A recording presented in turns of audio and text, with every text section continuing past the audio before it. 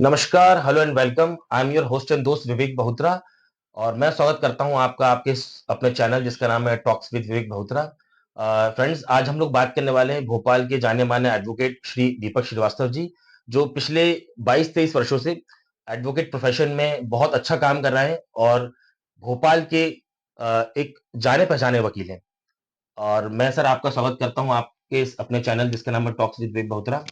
Thank you Vivek ji. Welcome to thank you show. Sir, आपने हमें time दिया और मैं आपको बताना चाहूँगा कि जब भी मैं किसी लर्नेड व्यक्ति से बात करता हूँ, तो मैं बहुत एक्साइटेड रहता हूँ क्योंकि ये एक पॉडकास्ट, एक इंटरव्यू नहीं है, बल्कि it's a process to learn.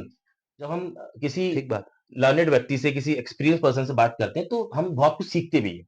तो मैं बहुत एक्साइटेड हूँ। आई एम श्योर आप भी एक्साइटेड होंगे कि हम बिल्कुल, लोग आज बिल्कुल। एक जी, बहुत अच्छे टॉपिक पे बात करने वाले हैं। तो सर मैं स्टार्ट करना चाहूँगा कि आपकी लॉ जर्नी से, जी। कि हाउ डिड यू स्टार्ट, कि जब आप अ, अपने स्टडी पीरियड में थे, तो आपने उस टाइम पे डिसाइड किया था या कुछ आपका प्लान था कि आपको लीगल प्रोफेशन में आना है या कुछ और आपने सोचा था? तो प्लीज़ आप वो बताएँ हमको। देखिए, जो विधि के हाथ में होता है वो तो सबको मानना ही पड़ता है। मैं शुरुआत से इंडियन आर्मी में जॉइन करना चाहता था। मैंने इंडियन आर्मी की तैयारी की थी और मैं 2 बार इंटरव्यू तक होके आया, एसएसबी बोर्ड मैंने दिया। फिर उसके बाद में मेरा एक रनिंग के दौरान पैर मेरा फ्रैक्चर हो गया था। तब मुझे वहाँ पे इलाहाबाद में एसएसबी सेंटर में पता चला कि जैक की भी एंट्री होती है, जो इंडियन लॉ कैडर के थ्रू आप जाते हैं। तब मैंने डिसाइड किया कि मैं अब लॉ के थ्रू इंडियन आर्मी ज्वाइन करूंगा। इस कारण से मैंने लॉ किया और फिर बाद में मेरा लॉ कंप्लीट हुआ। तब मेरा एज ओवर हो गया था, तो फिर मैं लॉ कैडर की एंट्री में जा नहीं पाया। तो फिर मैं वापस से अपने प्रैक्टिस में आ गया और तब से लेकर आज तक मैं लगातार वकालत के क्षेत्र में काम कर रहा हूँ। बेसिकली आपका मोटिव था सर्विस देना लोगों को। जी। देखिए, जब हम इंडियन आर्मी में रहें या हम पुलिस में रहें, हम बेसिकली हम लोगों को सर्व करना चाहते हैं, लोगों को एनी हाउ हेल्प करना चाहते हैं। जी। तो इन द एंड आप लॉ प्रोफेशन में आ चुके हैं, बिल्कुल। तो डेफिनिटली आप लोगों को हेल्प ही कर रहे हैं, लोगों की सेवा कर रहे हैं, लोगों को सर्विस दे रहे हैं। तो सर ये तो बात रही आपकी जर्नी की जो भी आप रहे। अभी सर आई थिंक आप 22-23 इयर्स हाँ, आपके बिल्कुल। कंप्लीट हो चुके हैं। जी, बिल्कुल। मुझे 23 साल पूरे हो गए हैं। ये 24वां साल चालू हो इट्स जाएगा। इट्स अ लॉन्ग पीरियड, एक ये बहुत लंबा अरसा है एक जी, किसी हाँ। वकालत के क्षेत्र में काम करने का। और बट हम लोग वकालत के क्षेत्र में आई थिंक हम लोग सीखते रहते हैं, चाहे हाँ, हम कितना ही हम लोग को लंबा टाइम हो जाए। बिल्कुल सही है। डॉक्टर, इंजीनियर, वकील पढ़ाई तो आपको हमेशा करनी है। कोई स्टडी ऑप्शन नहीं है। हम लोगों की स्टडी हम लोगों का एक हाँ, एक पार्ट ऑफ जर्नी लाइफ होता है, पार्ट ऑफ प्रोफेशन होता है। बिल्कुल। अच्छे वकील को सदैव पढ़ते रहना चाहिए, हमेशा अपडेट रहना चाहिए। अगर आपको अपने वकालत में अपना नाम, अपना परचम और लोगों की सेवा करनी है, तो आपको लॉ फील्ड में अपडेट रहना, लगातार निरंतर पढ़ाई करना अत्यंत आवश्यक है। जो बच्चे पढ़ने की क्षमता नहीं रखते हैं, वो इस फील्ड में ज़्यादा फिर विचार ना करें, क्योंकि यहाँ तो स्टडी मस्ट है। स्टडी मस्ट है, जो आपने बताया ये बहुत अच्छा टिप्स है, जो भी हमारे लॉ स्टूडेंट्स देखने वाले हैं इसको, जी, जी। Definitely they will learn special thing, this this is necessary thing to all our law students. बिल्कुल ठीक, सही बात है। अब सर मैं ये जानना चाहूंगा आपसे कि किन केसेस में आप डील करते हैं, मतलब what type of cases do you deal in your. मैंने जब 25/12/2002 को अपनी वकालत की शुरुआत की थी, उस समय मैं अपने पिताजी के कहने पे श्री अखिलेश श्रीवास्तव, जो कि वरिष्ठ वकील हैं भोपाल जिला बिल्कुल न्यायालय के। भोपाल के he is a renowned lawyer yes, in वो द भोपाल। बिल्कुल भोपाल जिले में उनका बहुत बड़ा नाम है। मैं उनके साथ में मैंने उनको दिसंबर 2002 में ज्वाइन किया था और लगातार 4 साल में उनके साथ में रहा। उनके साथ रहने के दौरान मैंने पूरा क्रिमिनल का काम सीखा। क्रिमिनल के काम में 2 चीज़ें बड़ी आवश्यक होती हैं। पहला, या आप वास्तविकता में अपराधी हैं, या किसी परिस्थिति जन्यवश आप अपराध में लिप्त हो गए हैं। तो जहाँ तक क्रिमिनल की वकालत का मतलब है, तो फर्स्ट प्रेफ़रेंस जो देते हैं वो उन व्यक्तियों को दिया जाता है जो किसी कारणवश अपराध में लिप्त हो गए। क्योंकि उनको डिफेंस की, उनको बचाव की बहुत आवश्यकता होती है। क्योंकि अपराध उनके द्वारा किया गया है या नहीं किया गया है, ये तो माननीय न्यायालय के आदेश के बाद ही डिसाइड होगा। लेकिन प्राइमा फेसी एक एडवोकेट को किसी प्रकरण की फाइल पढ़ने के बाद ये बात बहुत अच्छी तरह समझ में आ जाती है कि आपका पक्षकार, जिसके लिए आप पैरवी करने वाले हैं, वो निर्दोष है या उसकी कुछ अपराध में संलिप्तता है। इस कारण मैंने क्रिमिनल की प्रैक्टिस स्टार्ट किया था और लगातार क्रिमिनल की प्रैक्टिस करता आ रहा हूँ जी, अभी। आई थिंक आप क्रिमिनल में आप काफी हद तक आप आपकी पकड़ है, ये कह सकते हैं कि हाँ, क्रिमिनल बिल्कुल। में जी, काफी जी, अच्छी नॉलेज जी, है आपको। जी, तो अपार्ट फ्रॉम क्रिमिनल केसेस, जी। आप और किस टाइप के केसेस में डील करते हैं? देखिए सिविल केसेस हो गए, क्रिमिनल केसेस हो गए। अभी जो मेरा सबसे मजेदार सब्जेक्ट है जिसमें मुझे काफी आनंद आता है करने में, वो चेक बाउंस का मामला जी, है। बिल्कुल। और चेक बाउंस भी स्पेशली उन एक्यूज के साइड से मैं लड़ना पसंद करता हूँ जिन्हें गलत रूप से फंसा दिया गया हो। फॉल्सली इम्प्लीकेटेड यस, जिसको कह सकते बिल्कुल हैं। फॉल्स जिनके ऊपर इन्फ्लुएंस किया गया है उनको सेक्शन 139 नेगोशिएबल इंस्ट्रूमेंट एक्ट के तहत कोई भार नहीं है चेक का राशि देने का। लेकिन फिर भी किसी किसी विभिन्न परिस्थितियों में चेक उन तक पहुंच गया है और उसका जबरदस्त दुरुपयोग होता है। दुरुपयोग, मिसयूज तो मैं करके फिर ऐसे वो केसेस बहुत अच्छे से लड़ता हूं। मैंने पिछले 22 साल 23 साल के करियर में बहुत सारे ऐसे लोगों को जितवाया है और आज भी ये मेरा क्रम जारी है। इसके अलावा family matters, land dispute matters, ये सब तो मैं लगातार करता आ रहा हूँ। अच्छा। मतलब आप कह सकते हैं कि काफ़ी ब्रॉड आपका एरिया है। आप काफ़ी मतलब कई जो इम्पोर्टेंट हमारे लॉ हैं, जी, इम्पोर्टेंट सेक्टर हैं लाइक सिविल, क्रिमिनल, आपने बताया मैट्रिमोनियल जी, मैटर्स, 138 की आपने बात की, बिल्कुल, negotiable instrumental act, land dispute की आपने बात की। जी, तो ये सब तो लॉ हमारे जो जनरली हमारे लॉ इस जनता के बीच में है और जो लॉ फील्ड से जुड़े हुए लोग हैं, उनकी नॉलेज में रहते हैं। बिल्कुल, बट मैं आपसे जानना चाहता हूँ कि जो जो रेरा एक्ट है, जी, रेरा एक्ट के बारे में बहुत कम लोग जानते हैं। जी, आई थिंक मुझे लगता है सिर्फ जो लॉ फील्ड से जुड़े लोग हैं, जी, ये वो लोग तो जानते होंगे बट आम जनता के बीच में क्योंकि जो आजकल हम देखते हैं कि रेरा जो कंपल्सरी है बिल्डर्स के लिए जो प्लॉटिंग होती है कॉलोनाइजर जो भी लोग हैं उनके लिए, तो रेरा एक्ट बेसिकली क्या है? थोड़ा सा आप इस पे हमको ब्रीफ कीजिए। बहुत अच्छा प्रश्न किया है आपने विवेक जी। मैं आपको एक छोटे से छंद के साथ में समझाता हूँ कि रेरा एक्ट किन के लिए बनाया गया है और किन पर इम्प्लीमेंट होता है। इसके लिए एक बात है जो हमारी लॉ फील्ड में कई बार कही जाती है कि रात दिन हम बात करते जिंदगी भर बात है। रात दिन हम बात करते जिंदगी भर बात है। सोचा कभी इस बात में और भी कोई बात है। वाह, और बहुत शानदार। बात के वक्ता प्रवक्ता बात के विद्वान हैं। आप जो बोल रहे हैं ना उसी से आपकी इंटेलिजेंसी का पता चलता है कि बात के वक्ता प्रवक्ता बात के विद्वान हैं और बातें सबसे बड़ी इस बात की पहचान है। वाह, वेरी नाइस। बात सुनकर आपकी ये भांप लेता आदमी, कितने टके के आप है ये टाक लेता आदमी, मुंह से निकलकर शब्द तिरछा और आड़ा हो गया, तब 5 फीट 6 इंच के तनका कबाड़ा हो गया। तो भाई साहब ये जो शब्दावली मैंने उपयोग की है ये रेरा एक्ट उन बिल्डरों के खिलाफ में लाता है जो कस्टमर को बड़े बड़े सपने वादे दिखाते हैं और लास्ट में उनको ठग लेते हैं। तो रेरा एक्ट का जो निर्माण 2016 में संसद के द्वारा किया गया था, 2017 में पूरे भारत में रेरा एक्ट लागू किया गया। मध्य प्रदेश में भी 2017 में मध्य प्रदेश रेरा का गठन किया गया। भोपाल में उसका बहुत अच्छा कार्यालय एवं कोर्ट बना हुआ है रेरा का। तो रेरा का जो मेन उद्देश्य है वो ये है कि आम अलॉटी को प्रमोटर के द्वारा किए जा रहे भ्रम जाल से कैसे बचाया जाए। ये रेरा का मेन स्वरूप है। इसी कारण से रेरा का उत्पन्न हुआ और ये एक्ट आज पूरे भारत में बहुत अच्छे प्रकार से चल रहा है। एक्चुअल में ये क्वेश्चन मेरे माइंड में इसलिए आया कि एज एन एडवोकेट तो हम हमारा व्यू अलग होता है जी, but as an common person आप जब न्यूज़पेपर पढ़ते हैं जी, तो आप देखेंगे कि आपको हर न्यूज़पेपर में कोई भी प्रकाशन हो हर न्यूज़पेपर में आपको एक दो न्यूज़ ऐसी दिखाई देंगी जहां पर बिल्डर्स द्वारा लोगों के साथ बहुत बार चीटिंग की जाती है जी, लाइक जी, जैसे प्लॉट परचेस कर लिया पोजीशन नहीं मिल रहा तो कभी कुछ नहीं मिल रहा तो इस तरह के डिस्प्यूट से लोग बहुत ज्यादा हरेस होते हैं जी, और खुद को बड़ा ठगा हुआ महसूस करते हैं जी, तो इस वजह से मेरे दिमाग में ये प्रश्न आया कि जी, रीरा का हमको बात करनी चाहिए बिल्कुल, और बिल्कुल, लोगों को आम जनता को जो लोग भी हमारा ये वीडियो देख रहे हैं उनको पता होना चाहिए कि आप लोग निराश ना हो मतलब आप होपलेस ना हो रेरा कोर्ट है जहां पर आप अपनी बात रख सकते हैं और ऐसे विद्वान एडवोकेट्स आप हायर करें और अपनी आप न्याय डेफिनेटली आप लोग पाएंगे तो अब आप बताइए सर आगे। देखिए रेरा के बारे में मैं आपको जानकारी दे देता हूँ। सबसे पहले रेरा में समय सीमा नहीं है। अच्छा मतलब पहली देयर बात, is no there limitation. Is no limitation. अगर आपका मामला 2 से लेकर 10 साल भी पुराना है तो आप रेरा कोर्ट के अंदर एप्लीकेशन फाइल कर सकते हैं। दूसरा, कोर्ट फीस बहुत कम है। जैसे सामान्य तौर पर अगर आप 20 लाख रुपए के डिस्प्यूट के लिए अगर डिस्ट्रिक्ट कोर्ट में जाते हैं तो आपको 12.5% कोर्ट फीस देना पड़ती है। बट यहाँ रेरा में आपका कोई भी अमाउंट हो उसके ऊपर आपको केवल 1000 रुपीज फीस देना है। मतलब आप ये समझने वाली बात है कि जब हम सिविल कोर्ट में जाते हैं जी, तो वहां कैलकुलेशन मूल्यांकन का हाँ, अलग प्रोसेस है हाँ, और बिल्कुल, वहां प्रॉपर्टी के अकॉर्डिंग हम लोग कोर्ट फीस देते हैं बिल्कुल ठीक है। रिलीफ के लिए। जी, बट रेरा में थोड़ा-सा डिफरेंट है रूल। हाँ।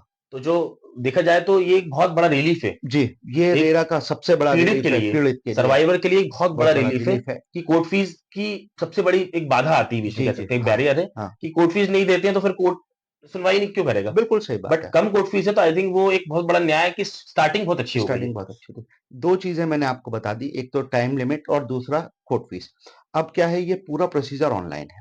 आप मध्य प्रदेश रेरा की वेबसाइट पर जाइए, वहाँ पे उसको ओपन करके शिकायत के नाम से एक फॉर्मेट आता है, वहाँ पे आप जाके पूरा अपना शिकायत भर दीजिए, आपका नाम, आपका एड्रेस, आपका मोबाइल नंबर, आपका ईमेल आईडी और आपके साथ में किस बिल्डर के द्वारा चीटिंग की गई है या किस प्रकार की सहायता आप रेरा फोरम से चाहते हैं। तो वो पूरा फॉर्मेट आप फिल कर दीजिए, 1000 रुपीज़ का फीस फिल कीजिए और उसको आप सबमिट कर दीजिए। सबमिट करने के साथ ही आपका केस नंबर जनरेट हो जाता है। तो आप ये कहना चाह रहे हैं कि अगर हम फिजिकली अगर नहीं पहुँच पाते तो ऑनलाइन हमारे पास ऑप्शन है, हाँ, बिल्कुल। वो पूरा रेरा कोर्ट का जो प्रोसीजर है वो ऑनलाइन ही है। पूरा ऑनलाइन मतलब प्रोसीजर है। आपको जो भी लिटिगेशन फाइल करना है तो वो ऑनलाइन ही करना है। ओके, सेक्शन 12, सेक्शन 18 अभी 2 तरह के मेन रिलीफ है जो अलॉटी को चाहिए होते हैं। सबसे पहले उसको चाहिए होता है पोजीशन। नॉर्मली क्या होता है कि पैसा देने के बाद, एग्रीमेंट करने के बाद में प्रोजेक्ट में डिले होती है। जी, तो डिले के कारण जो पोजीशन बिल्डर डेट देता है, जैसे अगर 2 साल के अंदर आपको पोजीशन मिलना था और आज 5 साल हो गए 5 साल हो और गए। आपका मकान फ्लैट बना ही नहीं है, तो उसकी डिमांड के लिए आप जाते हैं। ये पोज़ीशन वाला इश्यू बहुत कॉमन है। जी, तो पोजीशन के लिए सेक्शन एम करके एक फॉर्म आता है, उसको आपको भरना रहता है और अगर आपको अन्य प्रकार का काम है, जैसे आपको रिफंड लेना है, आपकी कॉलोनी में डेवलपमेंट नहीं हुआ है, बिजली, पानी, सड़क इत्यादि की मूलभूत सुविधाएँ अगर नहीं हुई हैं, तो इनके लिए आपको रेरा के फॉर्म एफ के अंदर जाना पड़ता है और आपको एक-एक चीज़ पूरा क्लियर लिखना पड़ता है। अधिकतर लोग क्या गलती करते हैं कि एक तो वो एक्सपर्ट से ओपिनियन नहीं लेते। बिल्कुल, ये मतलब मैं 1 मिनट रोकूँगा सर जी, जी, आपको। हाँ। जो लोग हमारा ये वीडियो देख रहे हैं, मैं उन लोगों से रिक्वेस्ट करूँगा कि आप लोग यूट्यूब पर जो वीडियो है या जो अ, आम जनता का ज्ञान होता है, आप उससे ज़रूर आप सीखें और उसकी हेल्प लें। बट एक्सपर्ट ओपिनियन जो होता है, वो सबसे इम्पोर्टेंट होता है और एक्सपर्ट से हेल्प लेके जो हमारे ऐसे एक्सपर्ट हैं, जो हमारे लर्नेड एडवोकेट्स हैं या जो इस फील्ड में काम करते हैं, आप उनसे अगर एडवाइस लेंगे, तो आप लोग न्याय और आपकी जो भी आपकी रिलीफ आप चाहते हैं, वो आपको ज़रूर मिलेगा। क्योंकि आप लोग क्या करते हैं कि जो भी हमारे आप देखते हैं सर जी, आजकल अधिकतर कि देखने में आप आता है। आपके पास भी बहुत क्लाइंट ऐसे आते जी, होंगे, ये बिल्कुल बहुत आते हैं। इंपॉर्टेंट बात मैं बोलने वाला हाँ हूँ जी, हाँ जी। कि आपके पास बहुत ऐसे क्लाइंट आते होंगे, जी। जो कहते होंगे, "सर, हमने यूट्यूब पे देखा, सर, उसने तो ऐसा बताया। सर, उसने तो हमको ऐसा बताया, मेरे फ्रेंड ने तो ऐसा बताया।" बट वो आपकी बात सुनने से पहले वो अपने जो दूसरे लोग जो बताते हैं, उस पे ज़्यादा राय बनाते हैं अपनी। देखिए, आज की डेट में ज्ञान यूट्यूब पर पूरा अवेलेबल है। गूगल हर चीज़ का मास्टर है। आप एक प्रश्न करो, आपको 10 आंसर मिल जाते हैं। लेकिन आपके लिए उन 10 में से कौन-सा आंसर सही है, ये बात कौन आपको एक्चुअल में वो बताएगा? गाइड होने की जगह मिसगाइड हो जाते हैं। यस, तो मेरा यही कहना है कि आप सर्च करें, बहुत अच्छी बात है। होमवर्क अपना पूरा करके जी, आइए। बिल्कुल, बिल्कुल। होमवर्क आप कर आएँगे तो आपको एक्सपर्ट का टाइम भी आपका बचेगा और जो रिलीफ आप चाह रहे हैं, उसके लिए पर्टिकुलर आपको जानकारी मिल जाएगी। जो मैं आपको बताता हूँ, एक 2017 में मेरे पास में एक सज्जन आए, उन्होंने बताया कि उन्होंने कोई ग्रीनलैंड शेल्टर प्राइवेट लिमिटेड करके एक बिल्डर है, जिसका नाम अरविंद बंजारी है। उसने भोपाल में, इंदौर में और भी कई जगह प्लॉट देने के लिए, किश्तों में प्लॉट देने जी, के लिए कार्रवाई की। बाद में उस बिल्डर के खिलाफ में एफआईआर हुई और वो जेल चला गया। अब चूँकि मामला इंदौर का था, इंदौर जेल में उसको बंद किया हुआ था, तो उन्होंने कहा कि साहब हम भोपाल में क्या करें? हमको तो चूँकि हमने किसी ने अधिकतर उसमें मिडल पर्सन थे या मध्यम वर्गीय जी। परिवार के लोग थे, तो जिन्होंने 4 लाख, 5 लाख, 8 लाख, 10 लाख ऐसा रुपए देके उनसे किश्तों में प्लॉट लिया था। तो ऐसे एक सज्जन मेरे पास में आए थे। उसके बाद में मैंने उनको सलाह दी कि देखिए अभी आप कहीं भी केस फाइल करेंगे तो आपका पैसा ज़्यादा जाएगा। तो आप भू संपदा प्राधिकरण, रेरा जिसको हम शॉर्ट जी, फॉर्म में कहते हैं, रेरा में आप केस फाइल कीजिए और रेरा में केस फाइल करने के बाद में मैं आपको आगे का प्रोसीजर बताता हूँ। तो वो मेरे पास आए, मैंने उनको रेरा में उनका केस फाइल करवाया और मात्र कुछ समय के अंदर उनको मुकदमा जितवा दिया। जब वो मुकदमा जीत गए तो अपने साथ में मेरे पास में 200 लोग और लेकर आए। बताइए आप। जी, मतलब आप देखिए कि कितने लोग खुद को ठगा हुआ, कितना खुद को पीड़ित मतलब हम निकलें बाहर तो इन मैटर्स में जो प्रॉपर्टी रिलेटेड है, उसमें बहुत ज़्यादा लोग परेशान हैं। परेशान, बहुत लोगों ने परेशान। दु जीवन भर की पूँजी से जीवन भर उन्होंने अपना इकट्ठा किया पैसा जी। यहाँ-वहाँ से व्यवस्था करके। बट अगर इस तरह की चीज़ें होती हैं कि पोज़ीशन ना मिलना और अगर पोज़ीशन मिल रहा है तो फिर डेवलपमेंट ना होना, तो जी, एक बड़ा एक निराशा सी महसूस तो होती है। मैंने उन पूरे लोगों का ग्रुप बनाया और ग्रुप बनाने के बाद में रेरा में केस फाइल कराया। रेरा में केस फाइल करा के बिल्डर चूंकि जेल में था, तो रेरा कोर्ट ने बिल्डर को जेल से बुलवाया। अगर आप डिस्ट्रिक्ट कोर्ट में प्रैक्टिस करते हैं और अगर आपको किसी सिविल केस में, क्रिमिनल केस की बात नहीं करूंगा, सिविल केस में अगर आपको किसी व्यक्ति को जो जेल में बंद है उसको कोर्ट में बुलाना है, तो विवेक भाई आप स्वयं भी अधिवक्ता हैं, आपको पता है कितना फॉर्मेलिटी बहुत, करना बहुत, पड़ेगा, बहुत। तब जाके एक जेल का कैदी जो है आपकी कोर्ट में उपस्थित होगा। बिल्कुल। लेकिन जिस समय हमने ये केस लगाया था, 2018 की बात है, उस समय माननीय रेरा कोर्ट के द्वारा जो बताया गया पूरा, और रेरा कोर्ट के अंदर ये बात दी गई, तो उन्होंने एक स्पेशली अपना नोटिस निकालकर और अभियुक्त अरविंद बंजारी को भोपाल न्यायालय में, भोपाल रेरा फोरम में बुला लिया, और बुलाने के बाद में उससे टू वर्ड सामने सामने बात की गई। बात करने के बाद में फिर जब उसका पक्ष सुन लिया गया, तब कोर्ट ने दोनों पक्षों को सुनने के बाद में अपना निर्णय दिया, और निर्णय अलॉटियों के पक्ष में आया। और अलॉटी आज की डेट में उसके बाद भी कंटिन्यू, आज वो उसका प्लॉट है, जमीन है, देखिए जमीन बिल्डर ने क्रय की हुई थी, तो जमीन तो बिल्डर की है, लेकिन वो जेल में है, तो उसका डेवलपमेंट नहीं हो पा रहा। तो अब जब तक वो निकल के नहीं आता जेल से, या उसका डेवलपमेंट कंटिन्यू नहीं होता है, तब तक के लिए आपने मात्र लिमिटेशन वाला पॉइंट और 1,000 रुपए वाला पॉइंट, दो चीजों के अंदर आपको ये पूरा चीज मिल गई। अब इसके बाद में अगर आप यही केस लेके सिविल कोर्ट जाते, तो कितना समय बहुत लगता, बहुत क्या लेंदी होता प्रोसेस ये। होती। बट ये कि बहुत लोगों को एक कहते हैं ना नेगेटिव इंफॉर्मेशन है हाँ। अबाउट रेरा, जी। कि रेरा के जो ऑर्डर्स हैं, मतलब एक जी। सवाल है मेरा हिसाब से हम्म। कि जो रेरा के ऑर्डर्स हैं वो उतने इफेक्टिव नहीं है, जी। लोग उतना कंप्लाइंस नहीं करते, और उतना ट्रस्ट नहीं है। लोगों को लगता है कि शायद इनके ऑर्डर्स को हम, अगर हम मान लीजिए हमारे फेवर में स्टे हो गया, हमारे ऑर्डर में कोई ऑर्डर हो गया, तो क्या बिल्डर्स उतने उतना सीरियसली उन ऑर्डर्स को लेते हैं क्या रेरा? आपका बहुत अच्छा प्रश्न है विवेक जी। जैसा अपन देखते हैं कि कोई भी एक्ट जब उसका निर्माण नया नया होता है, तो एकदम उसको सारी पावर नहीं दी जाती। जैसे अभी हाल फिलहाल में कंज्यूमर फोरम भी चेंज किया गया, तो किसी भी एक्ट का निर्माण के तुरंत साथ सारी शक्तियां दे दें, तो उसके मिसयूज होने की जी, संभावना रहती है। बिल्कुल। तो जब नया एक्ट बनता है, तो उसको धीरे धीरे शक्तियां प्रदान करते हैं। 2016 में संसद के द्वारा रेरा एक्ट को पारित किया गया, 2017 में इंप्लीमेंट किया गया, 2021 में माननीय सुप्रीम कोर्ट के द्वारा एक न्यू टेक के नाम से जजमेंट दिया गया।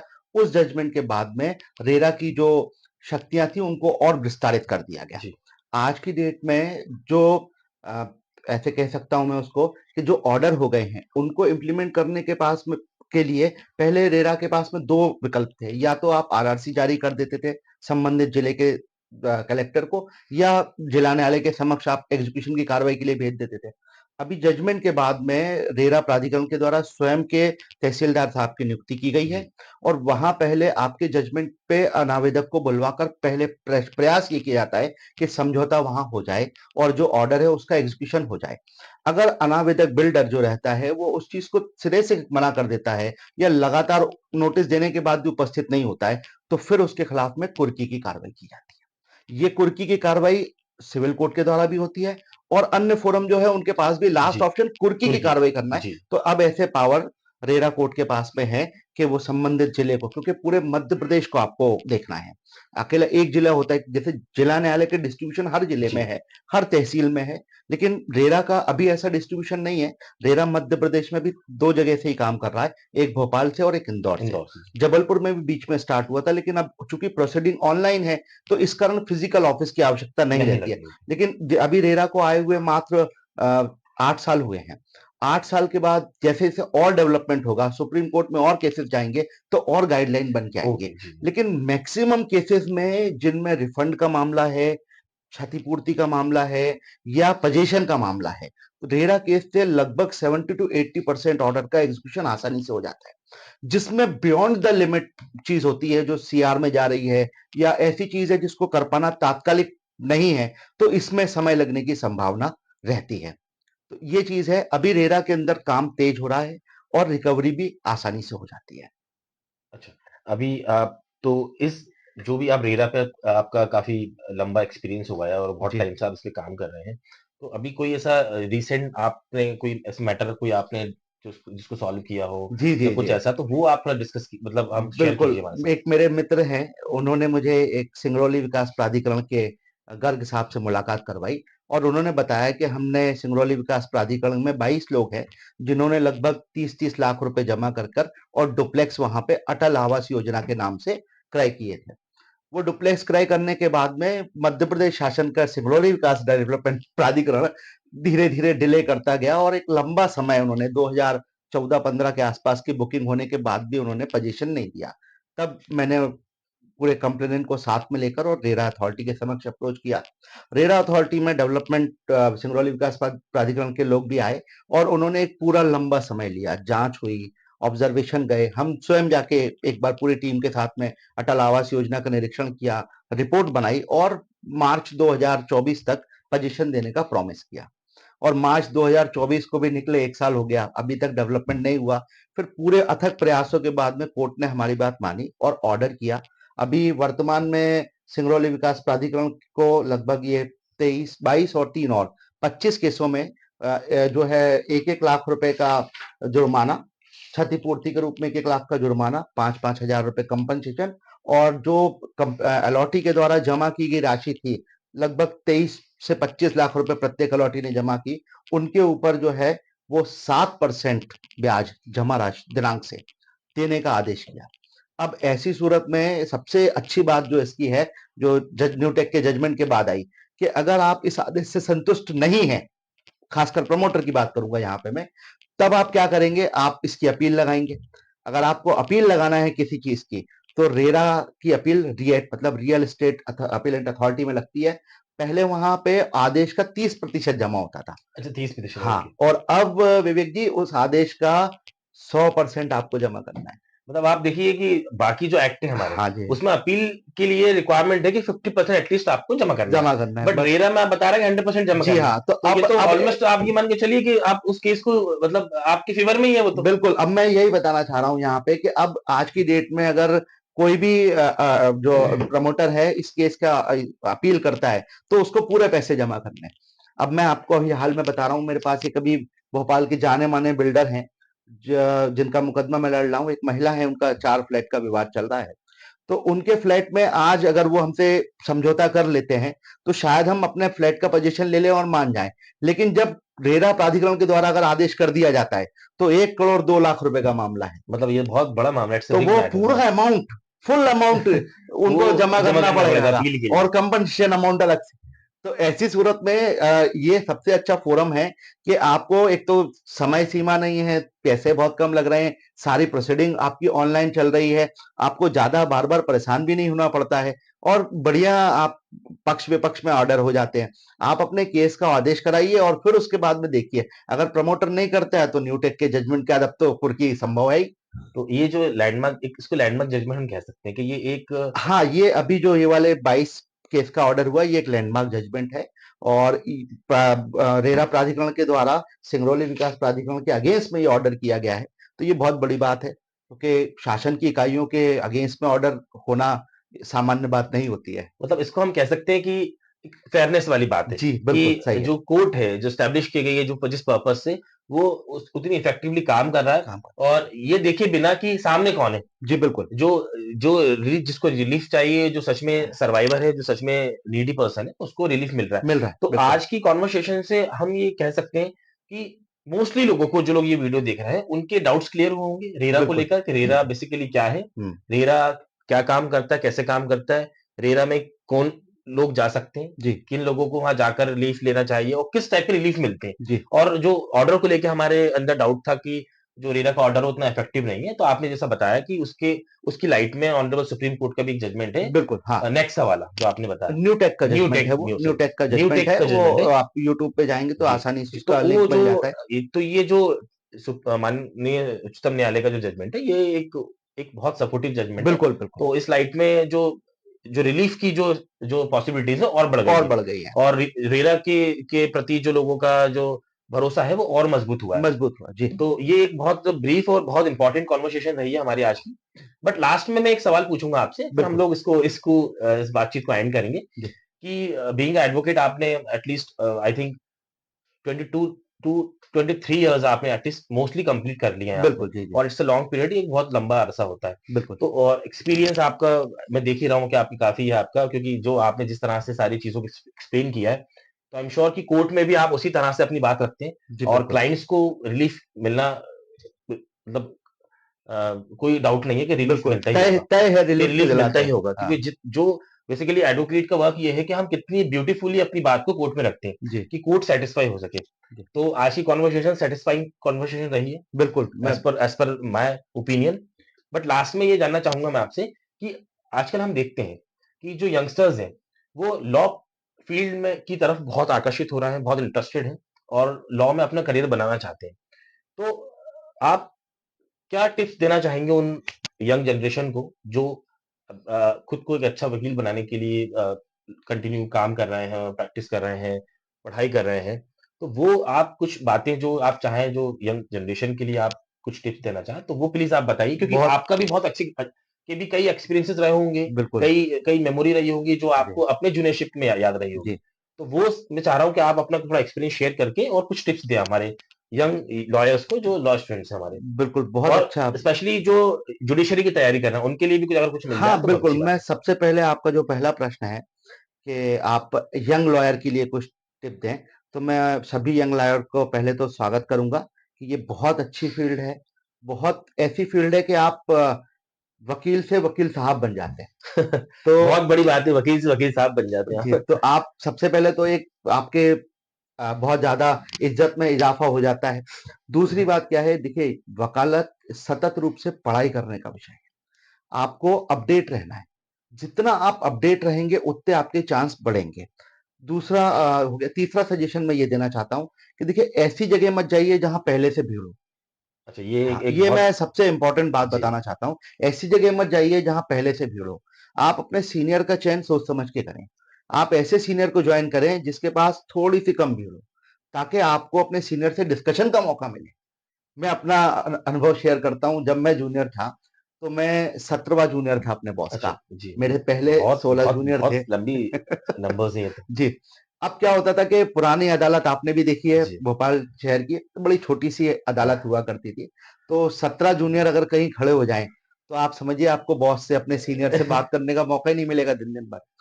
तो ऐसी कंडीशन होती थी। फिर क्या हुआ, मेरी लाइफ में ट्विस्ट कैसे आया?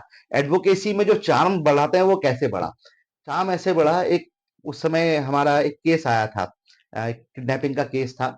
उसमें एक बाहर की महिला थी, आउट ऑफ इंडिया की महिला थी। उसको अच्छे से इंग्लिश नहीं आती थी और कई जगह इंग्लिश का प्रॉब्लम रहती है। मुझे थोड़ी-सी इंग्लिश ठीक-ठाक है, भगवान की कृपा से अच्छा पढ़ता रहता हूँ तो।